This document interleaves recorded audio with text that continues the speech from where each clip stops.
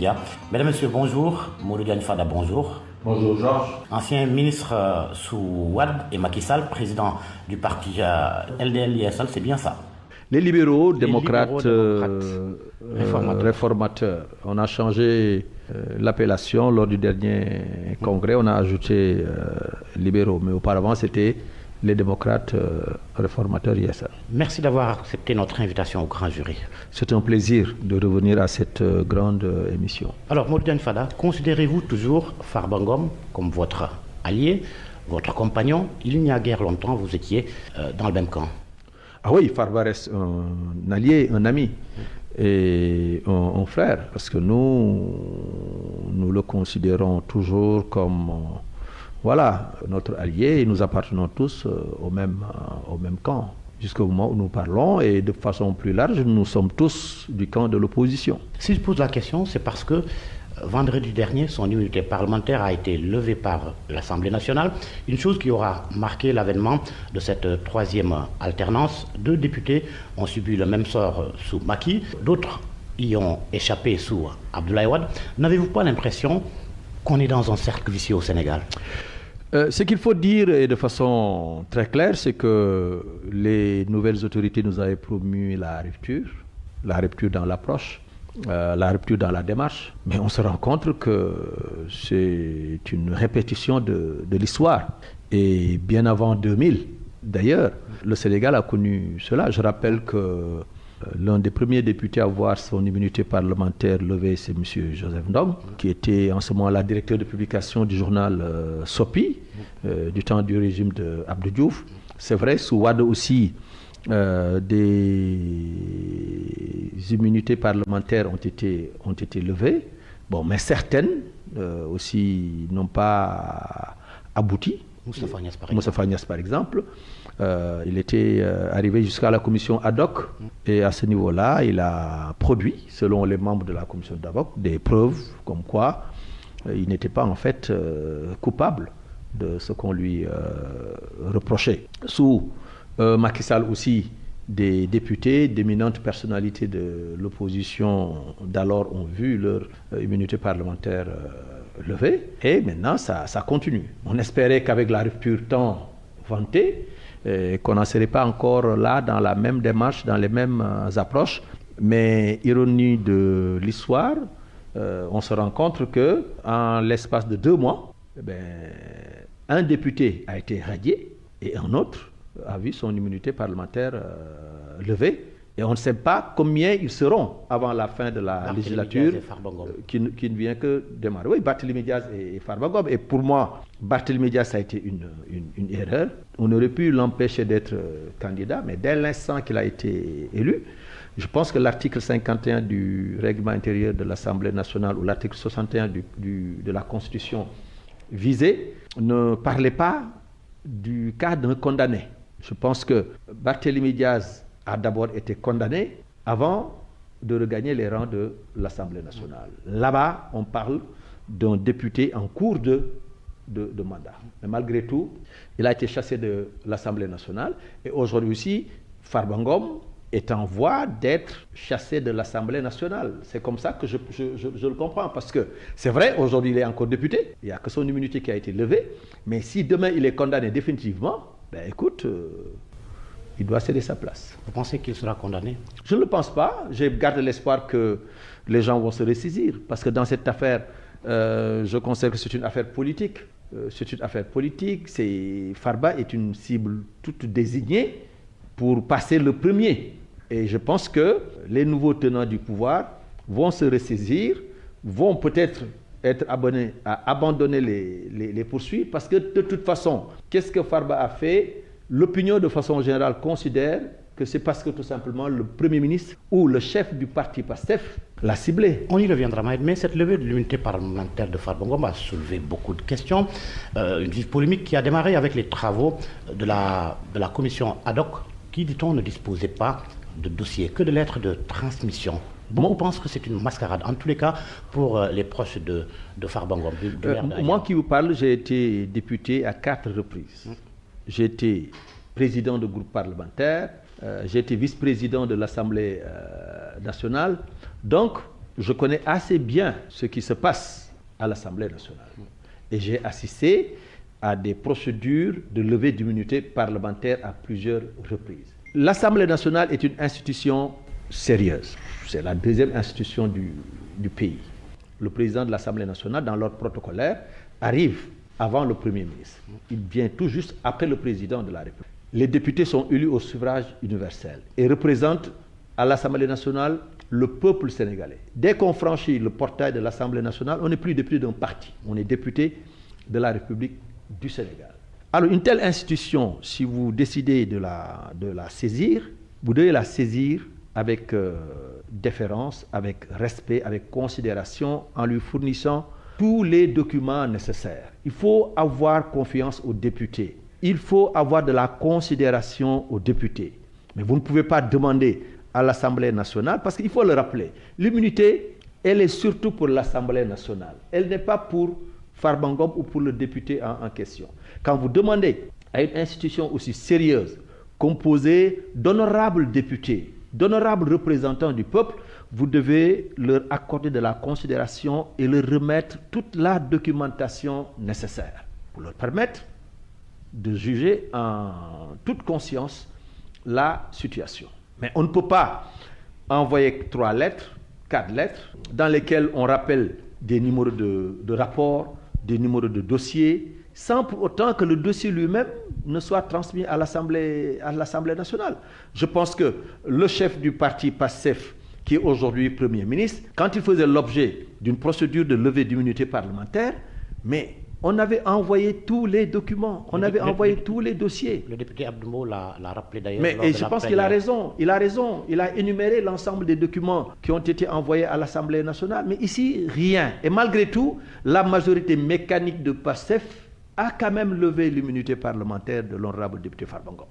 Et je pense que il y a quelqu'un d'entre eux, même s'il a voté la levée de l'immunité parlementaire, notre jeune frère Guy Marius Sagna, a parlé d'un manque de considération des députés de l'Assemblée nationale. Et je pense qu'il a tout à fait raison. Procédure biaisée alors? Procédure biaisée, procédure précipitée, véritablement une sorte d'entorse à la bonne marche de l'institution, au règlement intérieur de l'institution. Et véritablement, dans ces conditions-là, si on lève l'immunité parlementaire de Farba Ngom, à mon avis, c'est parce que tout simplement, le parti PASTEF dispose d'une majorité mécanique. Et dans ce cadre-là aussi, il n'y a pas de rupture. Et je rappelle, rien n'a changé.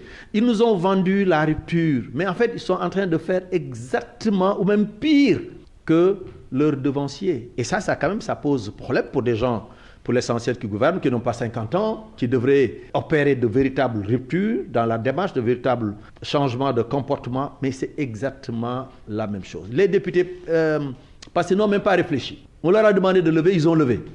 Point final. Et moi, ça m'inquiète et ça me déçoit de leur part. Alors, tout à l'heure, vous évoquiez Ousmane Sonko, sans doute pour rappeler ses propos tenus lors de la campagne électorale pour les législatives, lorsqu'il disait que c'est la dernière élection à laquelle Farba Ngom participe. Mais écoutez, ça, je pense que c'est une déclaration malencontreuse. En conséquence, vous pensez à une commande politique? Non, c'est une déclaration malencontreuse, une déclaration fâcheuse, inopportune. Quand on est chef de parti du pouvoir, on doit faire très très attention à ce qu'on dit. Parce que je pense qu'aujourd'hui, la grande difficulté des gens de PASTEF pour défendre la levée de l'immunité parlementaire, c'est exactement cette déclaration fâcheuse du chef du PASTEF à Agnam ou dans le département de Matam. Il avait presque prédit ce qui se passe présentement. Alors, cette déclaration prémonitoire pose énormément de problèmes. Un problème d'abord d'éthique. Moi, je ne sais pas s'il a fait ou s'il n'a pas fait. Mais ce qui est clair, c'est que personne, encore une fois, personne ne peut défendre le contraire, que cette affaire-là est une commande politique du chef du parti PASTEF et que Farba Ngom a été la cible toute désignée de cette machination. Maintenant, pourquoi c'est le cas? Parce que, quand même, il faut le dire, Farba Ngom aussi n'est pas n'importe qui dans les rangs de l'Alliance pour la République. Il n'est pas un militant simple. C'est un très haut responsable. Et je fais partie des Sénégalais qui croient que après Macky Sall, certainement, c'est l'homme politique de l'APR le plus représentatif. Je rappelle qu'il a aidé à faire gagner le parti, comment il s'appelle, la coalition Taku Wallu Sénégal, 5 députés dans la région de Matam. Et aujourd'hui, si la coalition Taku Wallu Sénégal a gagné les 2 députés de l'Afrique centrale, c'est encore lui. Et il a aidé beaucoup d'autres départements. Donc c'est quelqu'un qui est représentatif. Et ce que les gens de Pastef sont en train de faire, ils sont bien conscients de ce qu'ils font. Ils veulent couper un bras important de l'APR, mais un bras important de l'opposition parce que, disons-le, l'APR constitue aujourd'hui la colonne vertébrale de cette opposition. Certainement, c'est le parti le plus représentatif de l'opposition.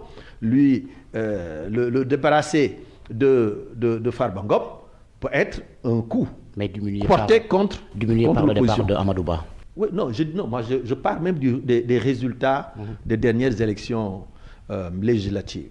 Je pense que le Premier ministre Amadou Ba est venu derrière la coalition Taku Wallu Sénégal. Et je vous ai montré tout à l'heure le rôle joué par le député Farba Ngom dans le succès entre guillemets de notre coalition. En tout cas, dans ce que nous avons obtenu comme nombre de députés à l'Assemblée nationale. Donc, je pense que cette déclaration a amené beaucoup d'entre nous à penser que Farba, qui n'a pas géré de budget. En fait, vous pensez qu'à travers Farba, on veut toucher Macky Sall? Écoutez, Farba... Regarde son... Non, mais je pense que ce qu'on veut reprocher à Farba Ngom, c'est d'avoir été un militant actif, d'avoir tout le temps défendu le président Macky Sall, d'avoir toujours pris les devants, d'avoir été toujours à l'avant-garde dans la défense du président Macky Sall. Et aussi d'être représentatif dans la région de Matam, d'être une personne influente dans l'entourage de Macky Sall. Mais bien entendu, mais écoutez, aujourd'hui, à part Macky Sall, celui qui représente quelque chose dans la paire, c'est Farba Ngom. Donc s'attaquer à lui, mais c'est s'attaquer à Macky Sall, c'est s'attaquer à la principale force de l'opposition. Mais cela ne devrait pas faire l'objet d'un débat, Mamadou Diagne Fada, si l'on se fonde sur les prérogatives de la CENTIF, la cellule nationale de traitement des informations financières, qui a saisi le parquet financier suite à un rapport faisant état de soupçons de blanchiment de capitaux. Bon, je pense que la CENTIF est un organe nécessaire dans le cadre d'un état de droit, dans le cadre d'un pays qui prône la bonne gouvernance. Une structure comme la CENTIF permet au Sénégal de répondre aux normes internationales. Ces normes internationales font qu'un pays comme le Sénégal a besoin d'une telle structure qui fait des rapports et qui a aujourd'hui la possibilité de transmettre directement ces rapports au parquet financier. Ça, il n'y a pas de problème. La CENTIF doit continuer à faire son travail. Mais dès l'instant que vous faites une enquête sur une personne, l'enquête doit être contradictoire. Si ce n'est pas prévu par les textes de la CENTIF, il faut bien corriger pour permettre à la CENTIF au moins d'entendre les mises en cause, d'entendre les personnes autour desquelles des enquêtes sont effectuées. Parce qu'ici, nous sommes au Sénégal. Dès l'instant qu'on dit, oui, on est en train d'enquêter sur une personne, pour l'opinion, la personne a tort. Dès l'instant qu'on dit, non, son dossier est transmis au parquet, il est mis sous mandat de dépôt, ah non, il est coupable. Alors que la détention préventive n'a rien à voir avec la culpabilité d'une personne. Mais c'est comme ça au Sénégal. Donc il faut faire très très attention.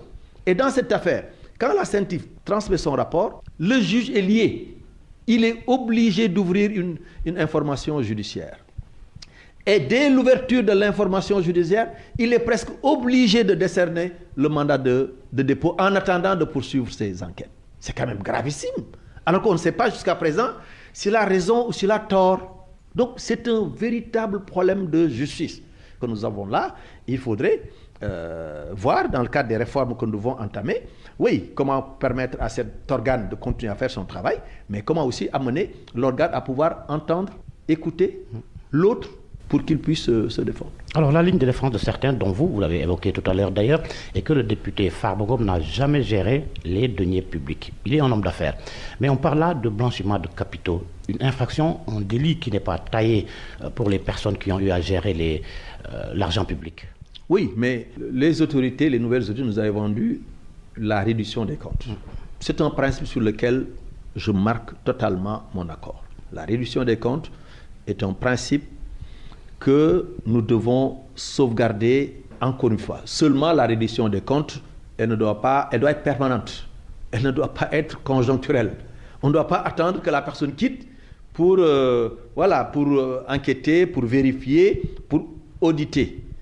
C'est de façon permanente que ça doit se faire. Et je me demande aujourd'hui pourquoi attendre que la personne libère le poste pour pouvoir maintenant faire des... Et c'est pour ça d'ailleurs qu'on parle de chasse aux sorcières. La reddition des comptes, c'est un principe, nous sommes d'accord. Mais quels sont les comptes gérés par Farba? C'est vrai, il y a d'autres délits. Eh bien, aujourd'hui, il y a beaucoup d'hommes d'affaires qui sont en prison pour d'autres délits. Et d'autres délits ou d'autres crimes. Il n'y a pas de problème. Mais encore une fois, faudrait-il que les gens puissent accéder aux rapports, puissent accéder aux informations, puissent connaître les tenants et aboutissants de cette affaire. Mais en tout cas, moi, personnellement, je m'attendais à des levées d'immunité parlementaire, je m'attendais à d'autres choses, mais je n'ai jamais pensé que Farba Ngom allait être la première victime. Ça m'a surpris. Et même quand j'ai entendu le chef du PASTEF au Fouta faire cette déclaration-là, bon, je me suis toujours dit, mais c'est dans le cadre d'une campagne électorale, mais cela ne sera pas suivi d'effet. Mais quand j'ai vu qu'il a été la première cible, je me suis dit, mais attends, faisons attention. Nous sommes en train de mettre le pays dans une situation difficile.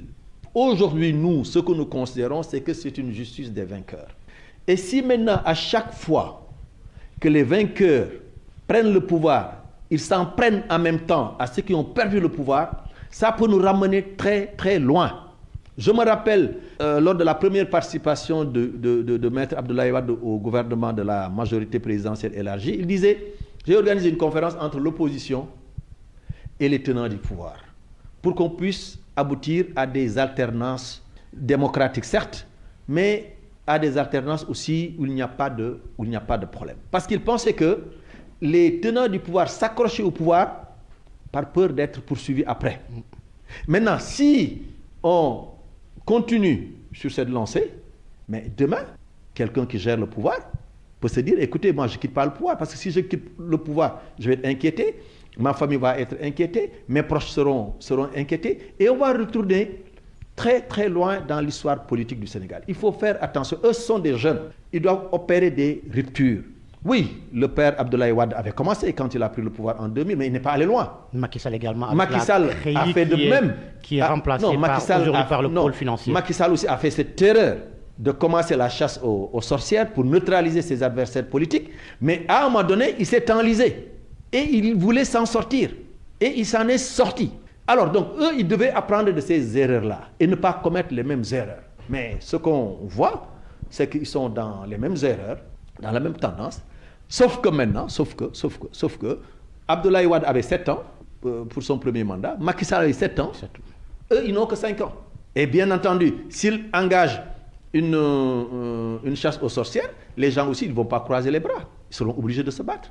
Et on va perdre la sérénité, on va perdre la concentration autour des questions essentielles pour lesquelles ils ont été élus. C'est le coût de la vie, c'est le chômage des jeunes, c'est l'agriculture, c'est la santé, etc., etc. Et je pense qu'ils n'ont pas intérêt à perdre trop de temps dans des dossiers qui finalement ne pourront être perçus que par l'opinion comme étant des dossiers politiques. Le pôle financier qui a remplacé la CRI, qui a été réactivé à l'époque par Macky Sall, ce pôle financier, est-ce qu'il vous inspire confiance? Le principe, il est bon. Le principe du pôle financier, il est bon. Parce que je pense que les tares qui avaient été notés dans le cadre de la CRI sont plus ou moins corrigés ici. Donc, je pense que c'est une avancée. Il faut maintenant regretter que Macky Sall n'ait pas pu pourvoir le pôle financier et que ça soit fait par ceux qui sont là. Et si on se réfère à leur déclaration antérieure par rapport à certains magistrats, certainement ils ont opéré des choix qui leur sont très favorables. Donc ça peut tout simplement inquiéter. Mais sinon, le pôle, c'est important.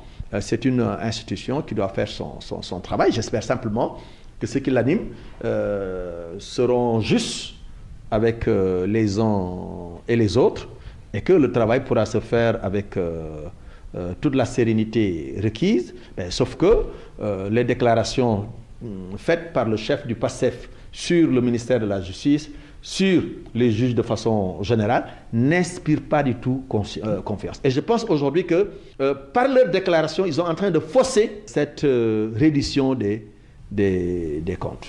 Le ministre de la Justice, justement, dans cette affaire, vous a-t-il convaincu, vous a-t-il rassuré?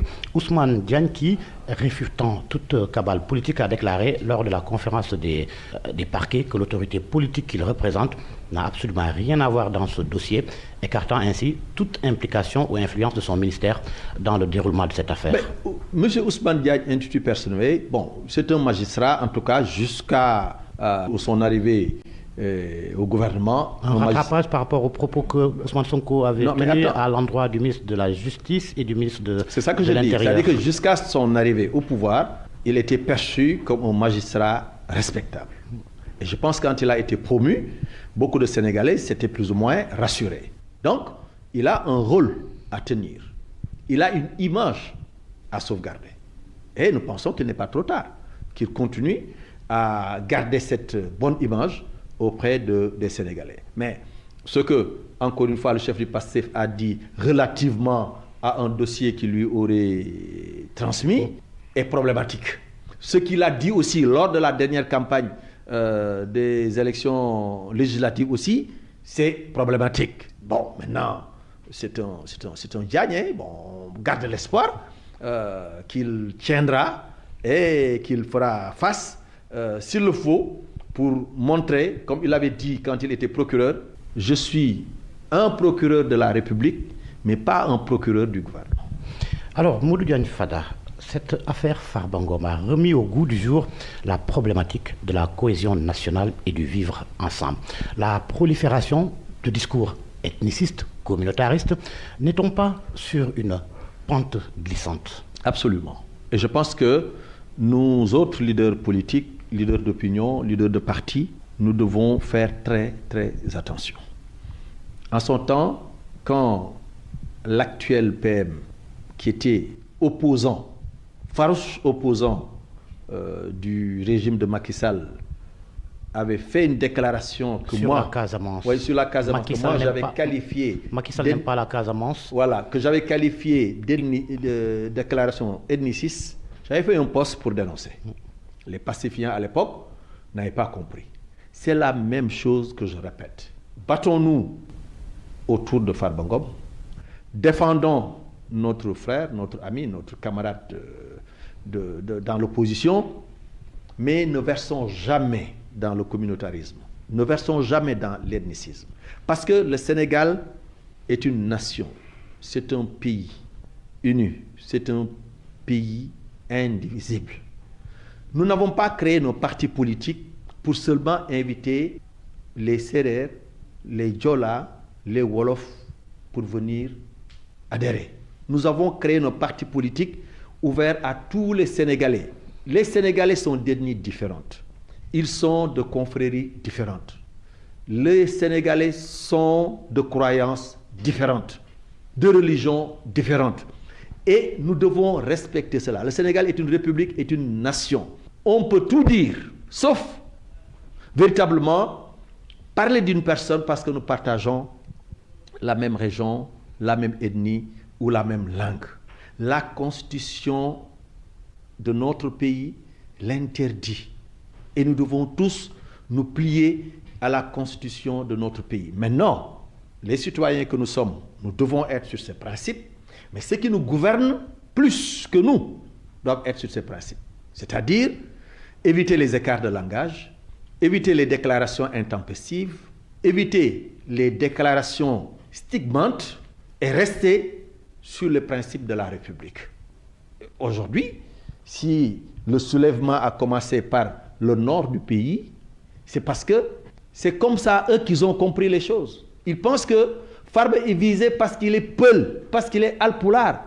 Nous ne devons pas le comprendre comme ça, mais c'est parti malheureusement de nos de nos autorités qui ont parlé de caste, qui ont parlé de griot, qui ont parlé de toutes choses. Même si tout ça, on peut toujours, comme ils le disent, le mettre sur le compte d'une campagne électorale, mais le dédoublement de personnalité, encore une fois, est extrêmement difficile. On ne le comprend pas. Faisons attention, notre pays a une très grande richesse. Nous devons préserver cette richesse. Senghor, qui était catholique, a été élu grâce au soutien des musulmans, grâce au soutien de grands chefs religieux. Et pendant 20 ans, il a géré le pays. Senghor était d'ethnie sérère. Il a été soutenu par les Wolofs. Il a été soutenu par les Peuls, par tout le monde. Et cette richesse-là, nous devons la conserver. Encore une fois, tous ceux qui votent pour nous ne sont pas de la même ethnie que nous, ne sont pas de la même région que nous, ne sont pas de la même confrérie que nous. Et encore une fois, moi je demande à tout le monde de ne pas s'engager dans ce chemin, parce que c'est un chemin sinueux. Et tous les pays qui ont eu des problèmes après, c'est parti comme ça. Les gens pensaient que c'était des détails. Et finalement, c'est devenu très, très sérieux. Il y a de hauts cadres alpulaar qui n'ont jamais fait presque de la politique, qui étaient même peut-être des adversaires de Farba Ngom, mais qui réfléchissent autrement, en pensant que non, Farba Ngom est ciblé parce qu'il est ceci ou parce qu'il est cela. Non, il ne faut pas avoir cette approche, il ne faut pas avoir cette réaction. Nous devons avoir des moyens légaux, des moyens conventionnels pour se battre aux côtés de notre frère. Ne faisons pas comme eux. Quand je le dis, on me dit, mais il l'avait déjà fait. Oui, justement, est-ce qu'on n'a pas laissé trop faire? Vous avez rappelé les propos de Sonko à l'époque, lorsqu'il disait que Macky Sall discrimine les noms à connotation Diola. Au même moment également, on parlait de Nedoko Bandoum. Oui, mais c'est ça que je dis. C'est-à-dire que des excès ont pu être commis. On est tout à fait d'accord. Mais il faut y mettre un terme. Ce débat-là ne doit pas prospérer au Sénégal. Et aujourd'hui, comme eux, ils sont arrivés au pouvoir, ils doivent faire tout pour qu'on ne leur prête pas des intentions de discriminer une région, une communauté, une ethnie ou une religion. C'est d'abord eux qui doivent donner le bon exemple et les autres suivront. En tout cas, moi j'ai été très rassuré la dernière fois en écoutant le député Farba Ngom qui a dit que Macky Sall lui a appris la République et que lui, il était à cheval sur les principes de la République, qu'il était un républicain. Et j'étais très rassuré. Mais je pense que nous tous, nous devons rester sur la même ligne, à savoir, on a des moyens légaux, des moyens offerts par la constitution de notre pays pour tirer d'affaire notre ami Farba Ngom. Le Premier ministre aussi vous a rassuré, sans doute, lorsqu'il a évoqué la question, menaçant et dénonçant ses discours communautaristes. Non, lui, il est mal placé. C'est-à-dire, moi, je l'attends toujours aux actes. Je pense qu'il faut l'attendre aux actes qu'il va poser. Le fait même parfois de mener certaines actions, certaines démarches, peuvent laisser présager qu'ils sont dans une stratégie de justification. La dernière fois, j'ai vu une délégation entièrement composée de Halpulaar qui est partie rendre visite à un chef religieux Halpulaar pour lui montrer que, vous voyez, nous tous, nous sommes avec le gouvernement et donc voilà les Halpulaar. Mais cette démarche-là amène à réfléchir. Pourquoi composer une délégation seulement d'une seule... Ça n'a pas de sens. Et parfois, ça les enfonce davantage. Je pense qu'il n'est pas trop tard. Ils n'ont fait que 9 mois ou 10 mois au pouvoir. Il n'est pas trop tard de se ressaisir, de repartir sur le bon pied et même, pourquoi pas, de regretter des propos qui avaient été tenus. Je pense que s'il le faisait, il ne serait que mieux perçu par l'opinion.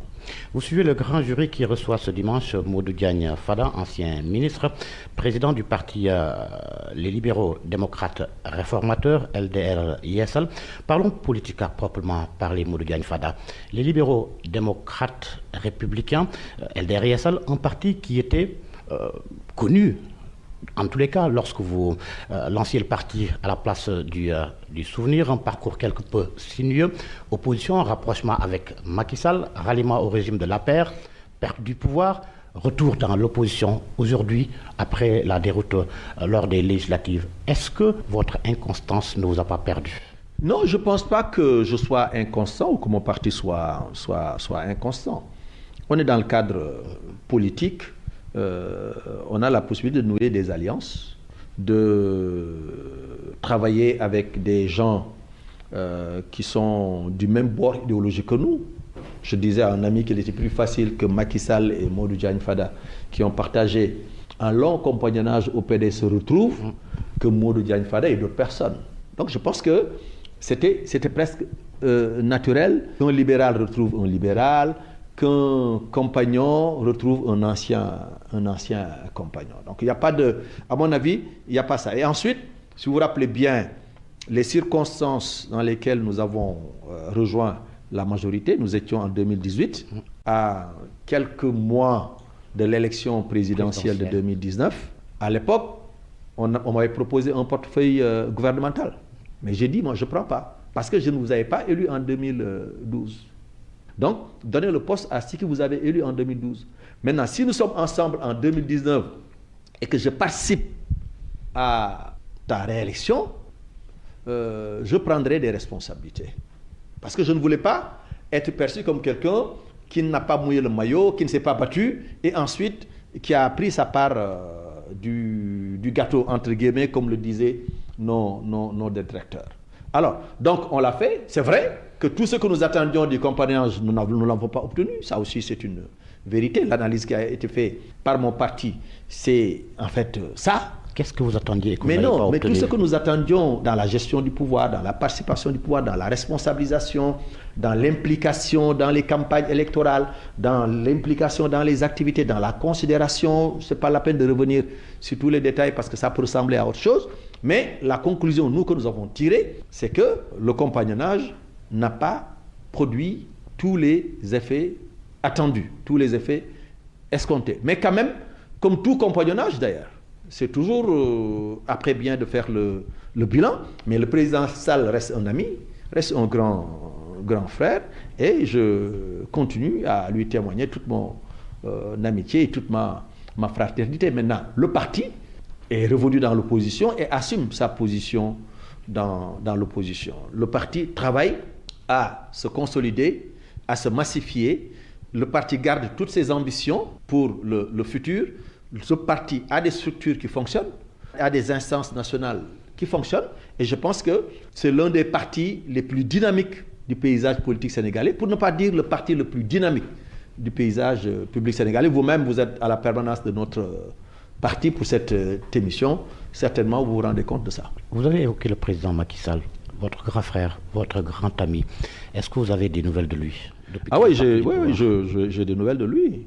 On se parle assez régulièrement. Oui, j'ai des nouvelles du président Macky Sall, comme j'ai des nouvelles des autres grands frères, que ça s'appelle Idrissa Seck, que ça s'appelle Pape Diop, que ça s'appelle quelqu'un d'autre de la famille, de la grande famille libérale. Vous envisagez toujours l'avenir avec eux, ou bien vous dites que vous savez, moi je suis en politique et j'ai un parti sérieux. C'est pas moi seul qui décide. Quand il faudra prendre de nouvelles orientations, nous convoquons notre bureau politique. D'ailleurs, il est convoqué pour le 22 février. Parce que ce bureau politique, c'est un peu l'Assemblée nationale du parti. Chaque département ou chaque fédération est représenté par 6 personnes. 3 femmes, 3 hommes. Dans les femmes, une femme qui a moins de 35 ans. Parmi les hommes, un jeune de moins de 35 ans. Et les gens se rassemblent toute la journée, discutent, parlent et au besoin votent l'orientation du parti. Donc, le 22 février, nous allons poser le débat et nous écouterons nos responsables et militants. Ce n'est pas exclu. Quoi? C'est pas toujours exclu d'envisager l'avenir avec Macky Sall, Idrissa Seck. Non, moi je ne peux pas anticiper sur les conclusions du bureau politique. Vous êtes très ingénieux, Georges. Je ne peux pas anticiper sur les conclusions du bureau politique, mais ce que je peux vous dire, et ça a été dit en comité directeur à plusieurs reprises, c'est que LDRSL garde intactes ses ambitions. Nous avons créé un parti, c'est pour accéder au pouvoir. Nous avons créé un parti, c'est pour exercer le pouvoir.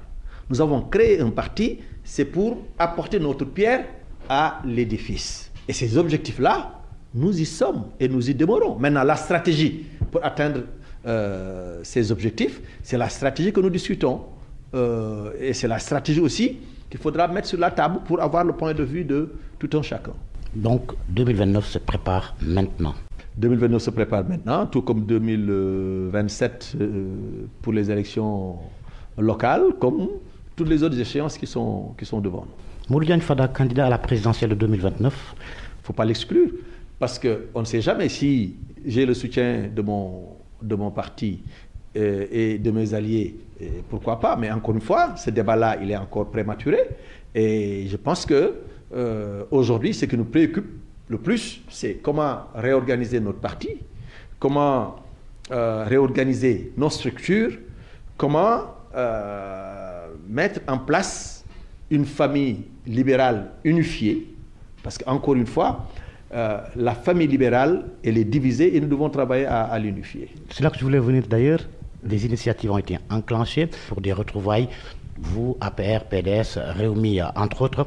On peut considérer même la coalition Taku Wallu comme le prolongement de cette initiative. Y a-t-il des actions en cours pour que ces retrouvailles se réalisent? Oui, Taku Wallu avait l'ambition de rassembler la grande famille libérale. Et pour l'essentiel, les éléments les plus éminents, les plus représentatifs de la famille libérale y étaient engagés. Bon, maintenant, Taku Wallu est là avec le groupe parlementaire Taku Wallu.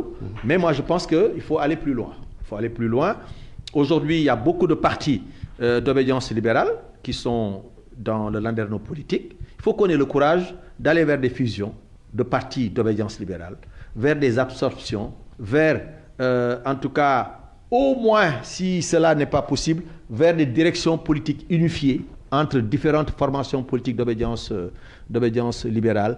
Si les libéraux ont le courage de fusionner leurs partis, ou certains puissent absorber d'autres, ou alors à la limite qu'on crée une direction politique unifiée où chaque formation politique libérale sera représentée, au moins on ferait un grand pas dans le cadre de la rationalisation des partis, des partis politiques, et on va rendre beaucoup plus lisible le jeu politique. Si nous le faisons, les socialistes le font, les communistes le font, les nationalistes le font, je pense que nous aidons aussi l'électeur à pouvoir mieux choisir. Qu'est-ce qui me distingue de Idrissa Seck? Qu'est-ce qui me distingue de Pape Diop? Qu'est-ce qui me distingue de Oumar Sarr? Qu'est-ce qui me distingue de notre cadre libéral? Nous venons tous de la même famille politique, nous venons tous du Parti démocratique sénégalais, nous croyons à la même idéologie, à la même doctrine, à la même façon de voir. Donc le reste maintenant, c'est personnel et nous devons mettre de côté le personnel. Les égos ne constituent pas un blocage. Mais ça ne doit pas constituer justement un blocage. Il faut mettre de côté les égos, mettre de côté les querelles crypto-personnelles, mettre en avant notre famille politique, mettre en avant notre idéologie, mettre en avant nos convictions idéologiques et nous retrouver autour de l'essentiel, autour d'une direction politique unifiée qui regrouperait l'ensemble des formations politiques libérales du Sénégal. Au moins, je pense qu'on aiderait beaucoup nos militants et nos responsables, et ça nous donnerait davantage de force, davantage de crédibilité, davantage de visibilité aux yeux de l'opinion publique sénégalaise. Est-ce que vous travaillez à cela? Mais tout à fait. Aller rencontrer le président Abdoulaye Wade, en parler avec Macky Sall et tous les jours que je fais, je suis conscient de ma responsabilité. Parce que je pense que je fais partie des derniers fils spirituels de Wade, pour ne pas dire le dernier fils spirituel de Wade. Et aujourd'hui, moi j'ai de très bonnes relations avec tout le monde. Je n'ai pas de contentieux avec un chef libéral notoire.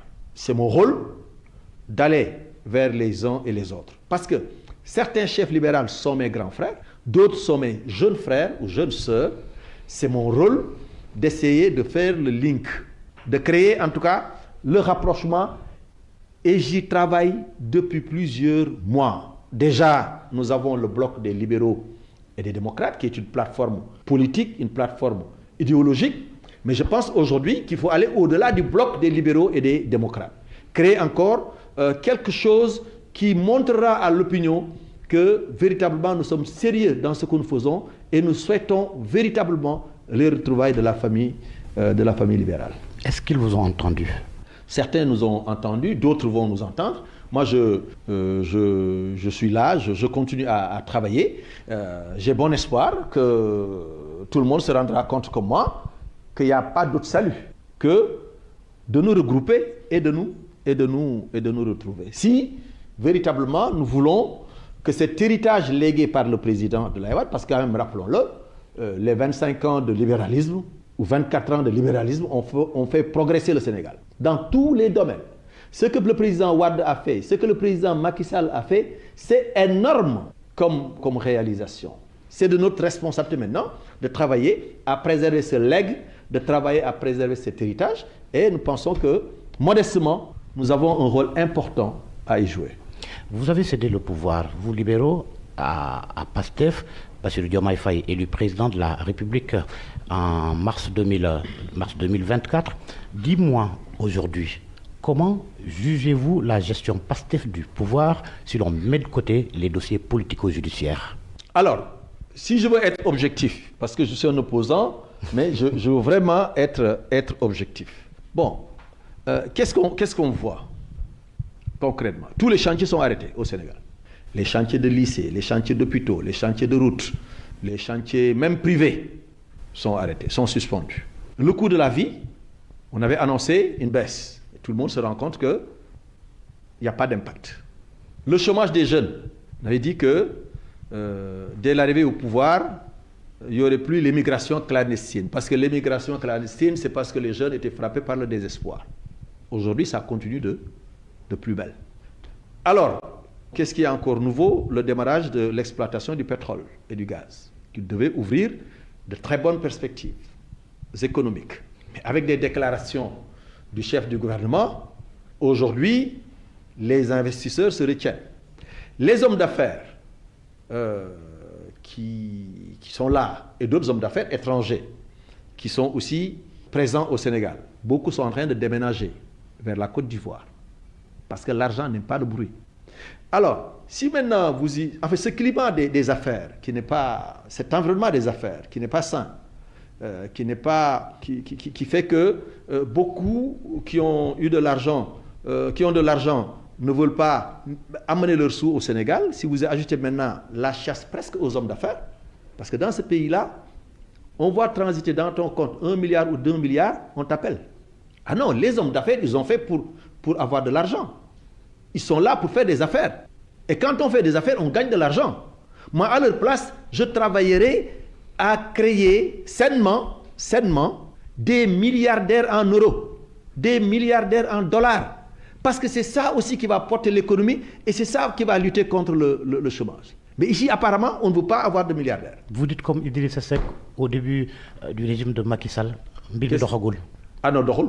Non, Mbirmi non seulement doxul, mais j'ai vu la dernière fois sur TikTok quelqu'un qui a fait des t-shirts de Dëkk bi dafa dëgër. Je pense que bientôt, ils vont vendre des t-shirts de Dëkk bi dafa dëgër. On disait au début de Macky Sall, Dëkk bi dafa Macky. Mais là, tout le monde dit que Dëkk bi dafa Diomaye Sonko. Donc, je pense que c'est un constat qui est là. Par contre, Modou Diagne Fada ne souhaite pas l'échec de ceux qui gèrent le pouvoir. Je suis un homme positif. Je souhaite qu'il réussisse. Je souhaite qu'il fasse des résultats. Parce que ça ne me fait pas peur. Ici, faire des résultats ne veut pas dire qu'on va être réélu. Les Sénégalais ne jugent pas par les résultats.